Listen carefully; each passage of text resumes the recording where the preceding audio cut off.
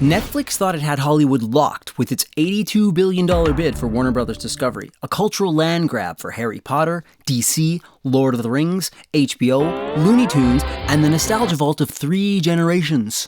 Nothing says autistic vision like dropping the GDP of Ecuador onto a pile of dusty wizard franchises. Then Paramount crashed the party with a hostile $108 billion counter. This isn't a merger. It's a geopolitical arm wrestle, the kind where your uncle suddenly screams, "Banana power!"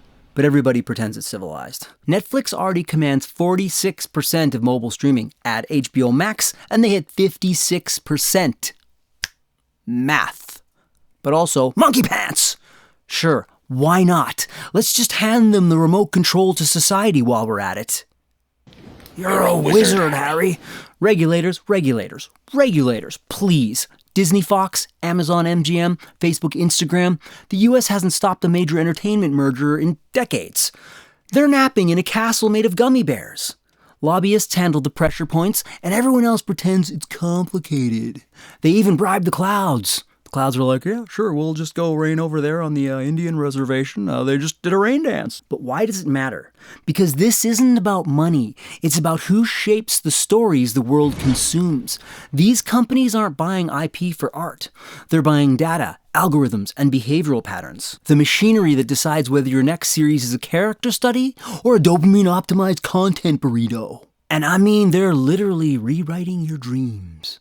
Middle-earth redesigned for retention metrics. Sauron was my uncle, but he became a racist alcoholic, and now look what happened. Paramount's interference doesn't save anything, it just adds chaos.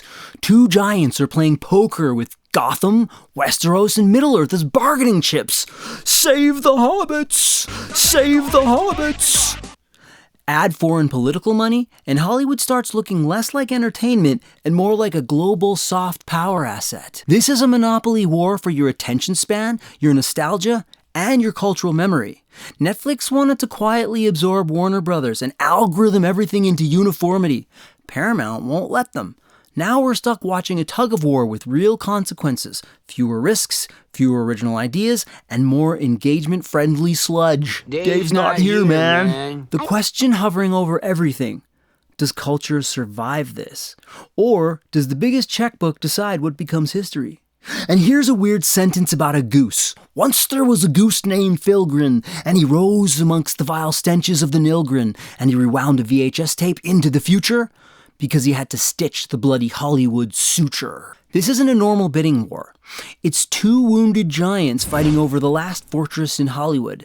Netflix is the algorithm empire. Half of global streaming minutes run through them. Their model: own content, own data, own culture. Buying Warner Brothers would give them an IP arsenal for decades. HBO's prestige, DC's brand power, Harry Potter's infinite nostalgia loop. Skibbity dom dom dom, yes, yes. Paramount is a legacy studio in survival mode. Billionaires wearing monocles on yachts. Shrinking theatrical presence. Flat streaming numbers. A CEO trying not to drown. Their ace? Powerful friends. Say hello to my little friends. Gulf solver and wealth pouring in. The Ellisons representing the old Hollywood guard. Add political clout to foreign money, and suddenly Paramount isn't the underdog.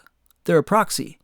Warner Bros. Discovery is the prize. A myth factory dragged through one merger after another, saddled with debt, mismanaged, rebranded, rebooted. But the IP?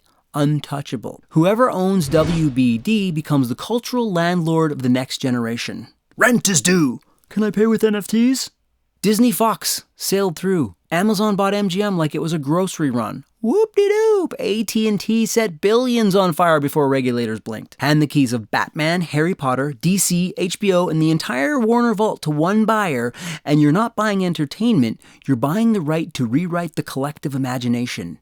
Your childhood is for sale. Netflix's universe is algorithm first. Week 1 metrics decide life or death. TikTok trends decide character arcs. Anything outside the model dies. That's how mid-budget films vanish.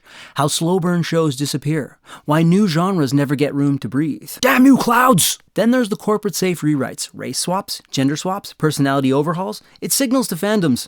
Your canon is negotiable. Your opinion is negligible. Be gone, serf. But I'm your customer. Shut up! Fans feel displaced in their own franchises. Hollywood thinks fandom means blind loyalty. It doesn't. Change the story for clicks, And fans don't adapt, they leave. Streaming didn't compete with theaters, it bulldozed them. Theatrical windows shrink. Netflix owning WBD accelerates the collapse. They won't protect theaters, everyone knows it. My precious.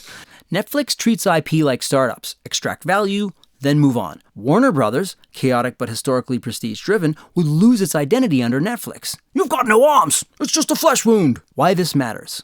Whoever wins decides what stories define the next generation. Heroes, morals, myths, all up for reprogramming. Cup of poop, $5, get your cup of poop here! Despite loud political posturing, regulators fold more often than they fight. Antitrust laws were built for railroads, not trillion-dollar tech platforms. Every major entertainment merger for 30 years, Disney Fox, AT&T Time Warner, Comcast NBC, sailed through. Even when the DOJ fights, courts side with the corporations. Right.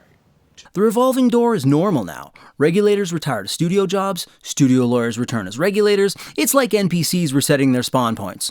I serve the public, and also Paramount's interests, and also my future bonuses. When politics and entertainment collide, regulation becomes performance art. Courts could shock everyone, but historically, regulators approve anyway. Approved! Approved! I don't know. In America, media isn't treated as culture. It's treated as inventory. Buy 2 Batmans, get a free Looney Tune, and a token for the Bullwinkle Arcade. This consolidation isn't about creativity. It's about balance sheets. IP is no longer stories. It's collateral you can refinance. The Netflix-Paramount bidding war exists because attention has become an actual asset class. It's like Christmas shoppers tearing apart the last Cabbage Patch Kid in 1983. It's mine, you bastard! Studios aren't chasing hits. They're chasing insulation from volatility, rising rates, shrinking ad markets, subscriber fatigue. Scale isn't ambition anymore. It's a survival mechanism. The market punishes fragmentation. That's why Netflix and Paramount aren't just buying Warner Brothers, they're buying dominance.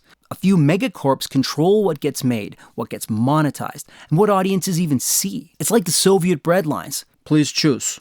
Plain bread or no bread. This merger sets the stage for 2 futures. Most likely, continued consolidation. IP as assets rather than stories. I bought 100 shares of Harry Potter today. Stupid muggles drove the price down. Theaters continue shrinking until they're only a Brooklyn weirdo thing. A tiny number of conglomerates, Netflix, Amazon, Disney, control the cultural bloodstream. Super trans girl, you will watch this movie and you will own nothing. The alternative, disruption. Independent creators using YouTube, Patreon, blockchain decentralized platforms, and new funding models carve out their own ecosystems. Smaller studios and collectives compete because they can bypass gatekeepers entirely. Because even monopolies fall. One new medium can vaporize an empire overnight. Just ask Blockbuster. Blockbuster? Bueller? Anyone? Blockbuster's not here. The stakes.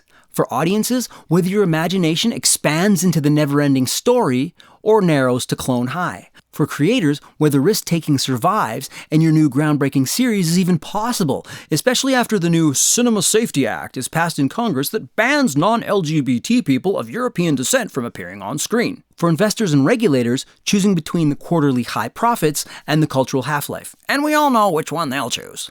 The next decade of media will be a battle between companies that want to centralize culture and creators who want to jailbreak it. Hollywood's future isn't pre-written. Whether it becomes an algorithmic content mill or remains an open market where independent voices still rock depends on the choices made now. Destroy the algorithm. The path we take defines the next era of culture.